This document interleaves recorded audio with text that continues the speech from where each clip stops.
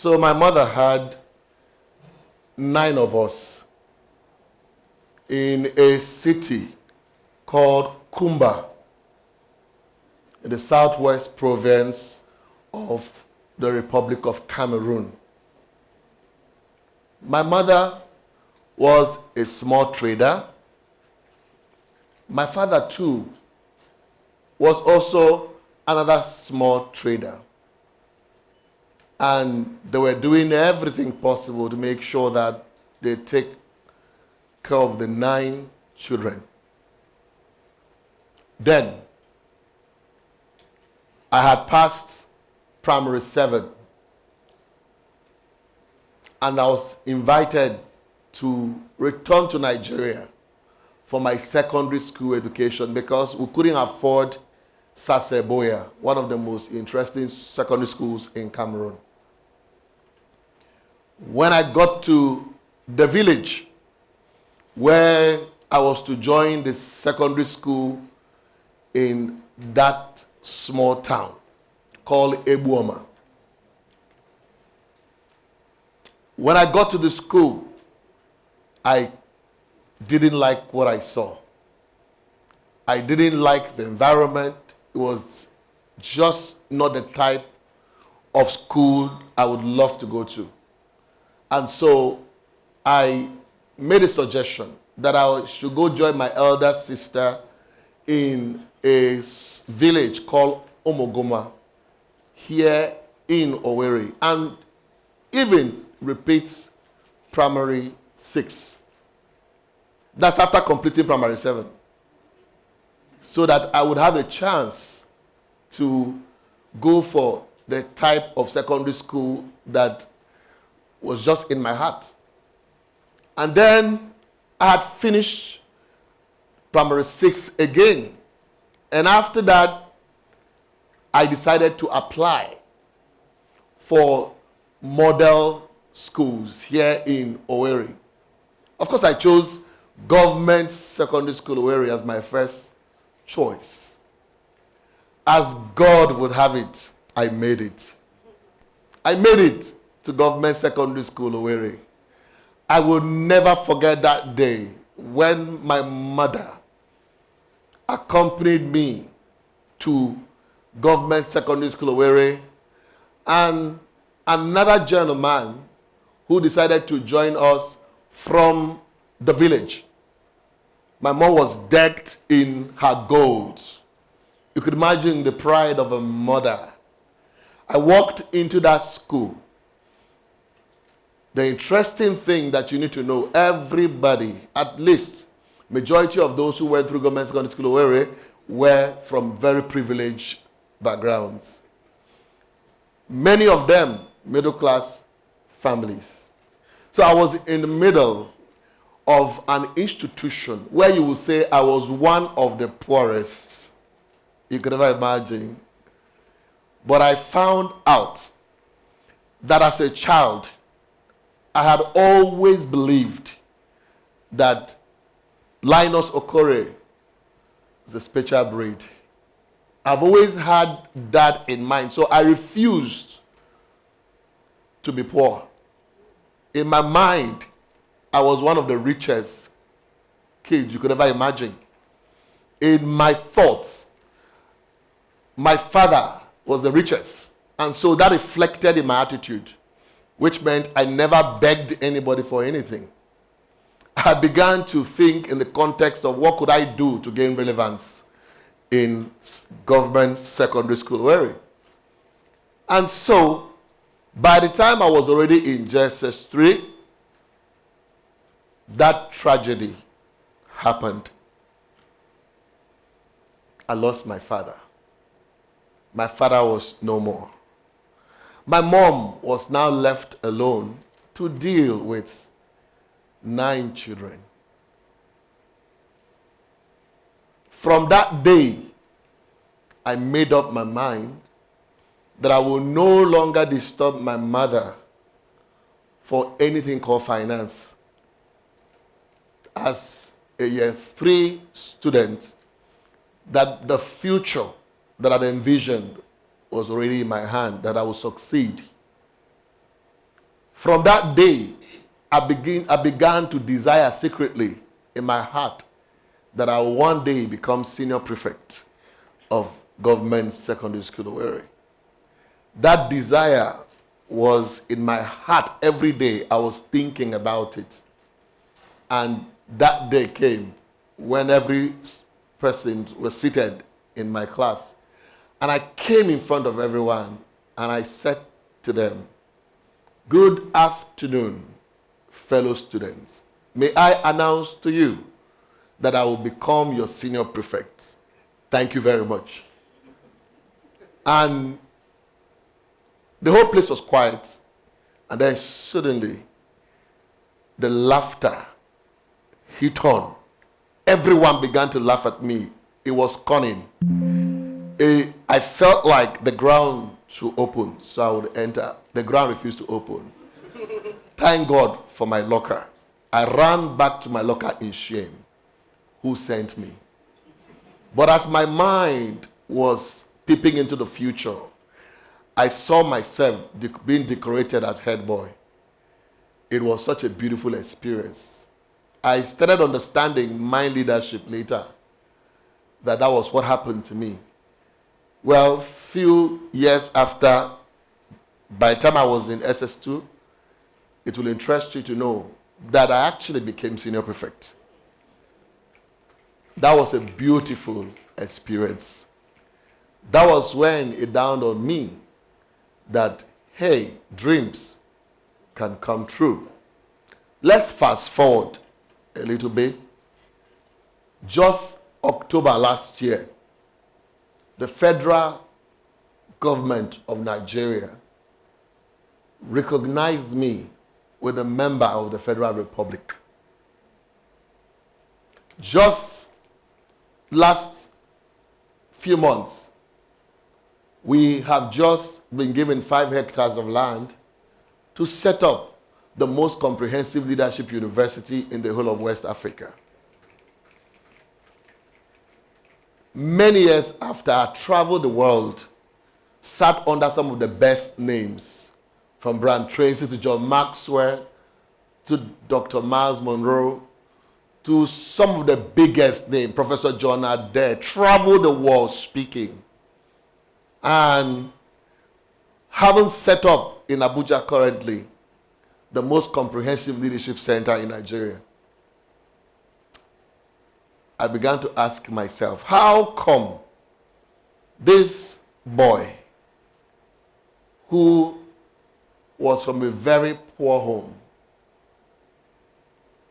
how come this young boy who couldn't afford a lot of things those days, how come that this young man currently is being celebrated for the work that we have done? Over 300,000 people had gone through our various leadership programs. How come that this young person, and the secret for me is that I found myself. I found myself. I remember the day that I found myself, which will establish my first principle on the 3 phases of the concept of finding you. I found myself that day because I had registered to be part of Word of Faith Bible Institute called WOFB here in Owerri, just before I got into the university. And I could remember that particular course called Understanding Divine Direction. And I came in contact with a book titled Nehemiah. I read that book and I began to cry. I began to shed tears because I couldn't find in the political space, in our environment, I couldn't find leaders who exhibited such sound leadership values that I saw exhibited by that gentleman that helped him to rebuild his country. It was at that stage I began to cry. I cried for many days. I was just asking God, I need a vision for life. I want to raise leaders for Nigeria. And then it dropped in my soul. Raise leaders for Nigeria and Africa. Guardians of the Nation International was born a few days after at the Commissioner for Finance Residence, a man called Mr. Chudu Onozo, who was then Imo State Broadcasting Corporation MD or Managing Director or Director General. So I saw him, a man of honor, and I shared my vision with him. As I shared my vision with him, he said, I am in. Let's call it GOTNI, Guardians of the Nation International. Since that day, I never, ever rested. The journey for personal development had started. I began to stretch. I began to move. I began to do anything, anywhere I could find learning experience I wanted to. I began to look for the best of the best in this country. I traveled to Lagos looking for people like Gamaliel Nosodeyes of this world. I traveled. I began to look for board members of institutions just to learn from them. Why haven't just entered Imo State University? It will interest you to know, throughout my 4 years in Imo State University, it was a learning system. It was not just about the course I studied. It was about finding purpose and stretching and ensuring that every day I learned something new. The journey for personal development began for me even when I became the first elected Student Union Government President of Imo State University. I never gave up learning. Everyone who wants to become outstanding beyond the fact that you have found yourself, the next phase for your life must be for you to build a deliberate refinery, a human refinery system that is a learning system in itself, where you become such a learner, perspective learner, a learner for life. Every day of your life, you're stretching to the unknown. It's been many years that I have been on the path of learning. I have seen growth that it has brought to my personal life. And then I can never forget when I now began to move to the next phase. The next phase, self-mastery. Self-mastery, when as a result of personal development, as a result of the investment in my mental state, in my entire life, I realized that excellence became a routine in my system. That place of self-mastery, when you have found yourself, you have developed yourself, you have stretched yourself, you have worked so hard to the point where everything you do, the world begins to take notice of you. When you say something, what you say matters. It's at that point of self-mastery, when you have developed the skills that have become so part of you that the world begins to benefit from. Today, imagine that every person in Africa that is young has found self. Imagine that everyone seated today, you have found you. Imagine if the entire leaders across Africa encourage a system where every young person must develop and actually grow to the point where they can gain self-mastery. What it means literally is that Africa will have leaders who have found themselves, who have developed themselves, and leaders who have gained self-mastery. And then what will happen is that we will live in a system that will begin to think about production and not consumption. We will be in a system where people will be excited to go to work on a Monday morning simply because of the fact that they cannot wait to bring value to the system. We will have a critical mass of people who are highly optimized. Optimization will become part of us. And once optimization is in place, once we have a system of productivity, that has a foundation from a point of leadership knowledge and development, growth will begin to happen to Africa. Africa will become a continent of so much wealth in the real sense of it.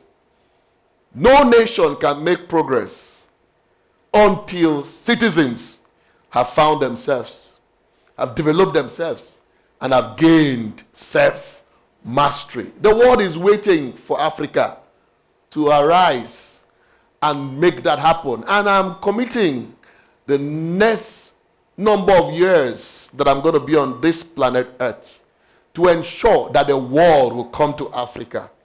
The world will come to Africa and show us respect, because we must have actually groomed a new generation of leaders that have found themselves, that have developed themselves, they have gained self-mastery in all segments of the economy. That excellence will begin to come out of Africa in such a critical mass that the world will begin to say, let us go to this continent. Having looked at my life, having seen where I have come from, today, it will interest you to know that joining me today in this city, literally, is my mother. The mother that made it happen for me. Today, I took a look at her before coming to this place. And I said to myself, wait a minute. Imagine if I didn't follow my heart to find me, to develop me, and to gain mastery.